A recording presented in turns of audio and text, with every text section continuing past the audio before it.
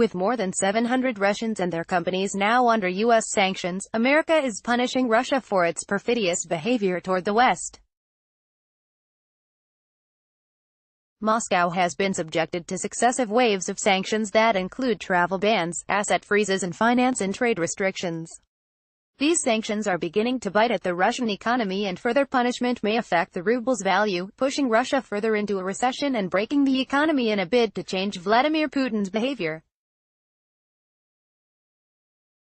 Sanctioning Russia is not new, it is a regular feature of the U.S. toolkit. The Obama administration imposed sanctions for Russia's actions in Ukraine and for meddling in the 2016 presidential election. The Trump administration in April sanctioned oligarchs and government officials over the election meddling and other malign activities, and now additional sanctions that will begin in late August have been added over the nerve agent attack in the UK. Political leaders, politicians and the state security services have not been exempted from the swinging U.S. sanctions axe. The latest sanctions cover exports to Russia of items with a potential national security purpose, such as gas turbine engines, electronics and testing and calibration equipment. In turn, Russia is threatening to retaliate by banning sales of Russian engines to NASA, but the head of Roscosmos is planning to meet his U.S. counterpart in the fall. Despite the rancor, space cooperation is likely to continue. Legally, sweeping new sanctions may follow 90 days later, in November, including a reduction in diplomatic relations, bans on the import of Russian oil and exports of all other goods and technology, aside from agricultural products, and limits on loans from U.S. banks. The U.S. is required to suspend aviation agreements and stop Russia from issuing new sovereign debt, which may be quite painful to the Russian economy. What is happening is that new sanctions, which have followed a path of squeezing Russia tighter, are increasingly a function of American domestic politics. There is an ongoing struggle between Donald Trump and his supporters, who want to engage with Russia, and the so-called deep state of national security bureaucrats, who are seeking revenge after the November 2016 presidential election. As the time passes since that election, and with Trump's behavior toward Putin, especially in Helsinki, the narrative that the president is under Russia's influence is now permanent. That sentiment is a long-term driver in a chunk of American body politic, regardless of whether Trump is president or not. Russia will bear the brunt of angry America for some time to come. One knows the type of sentiment that still resides in Washington about the 444-day American hostage crisis in Iran after 4 decades. The current situation may be a useful marker to consider how long the palpable anger is likely to last.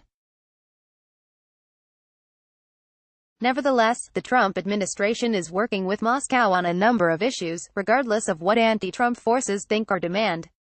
Trump can't weaken sanctions, but nothing can stop the American president from engaging with Moscow on matters of international security. The Helsinki summit, and the channels that set up that meeting, are now in action. A process of lines of communication and deconfliction are now more active than ever. Syria is the main topic, but there are also other hot-button issues, especially Turkey's future and the American campaign against Iran. Arms control is also on the table, including extending the Strategic Arms Reduction Treaty. All these discussions are intertwined and are increasingly coming under strain because of the White House's actions against Turkey and the resulting economic damage that is reverberating across markets, including Russia. Moscow sees this American move as a threat to the ruble, which is already undergoing a drop in value back to 2016 levels. Always proactive, Moscow is taking action.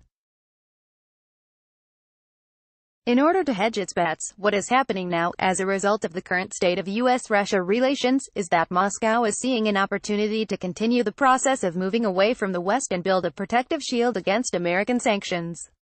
Russia's moves include tools that the Kremlin has perfected the use of over the past few years, such as currency swaps, and further pushing the ability to transact outside the SWIFT system.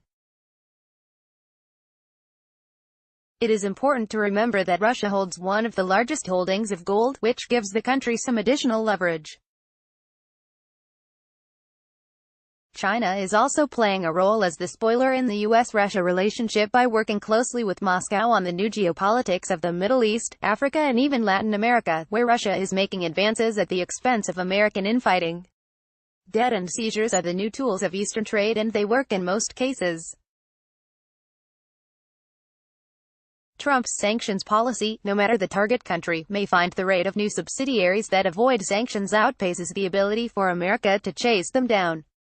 Some may argue that this phenomenon is already a fact, but the underestimation of the ability for an array of countries, from China to the UAE to South Africa, that are already creating a new strategic arc of innovation, transport and trade is meant to not only band together but also belong to an emerging supra-economic group that threatens America's ability to use economic tools effectively. In 2000, when Putin replaced Boris Yeltsin as president, the Russian vision about US-Russian relations was as clear as it is now. We know Putin thought the collapse of the Soviet Union was the greatest calamity of the 20th century. Now, the Russian president sees the emergence of a new order while the West is confused and failing as the next step. With that prognosis in mind, US-Russia relations are in for a rough ride. The post-Trump, post-Putin future will still be contending with the issues of today and tomorrow. Importantly, Putin sees himself as not only a designer but also an influencer of the emerging shift in global economics. As more sanctions hit Russia, Iran and other countries, the resulting bloc will begin to unite more and more. And, as Trump is forced to hit out harder and harder against Russia because of U.S. domestic politics and the importance of the November midterm elections to America's immediate future, the rhetoric and actions and reactions may be quite testy.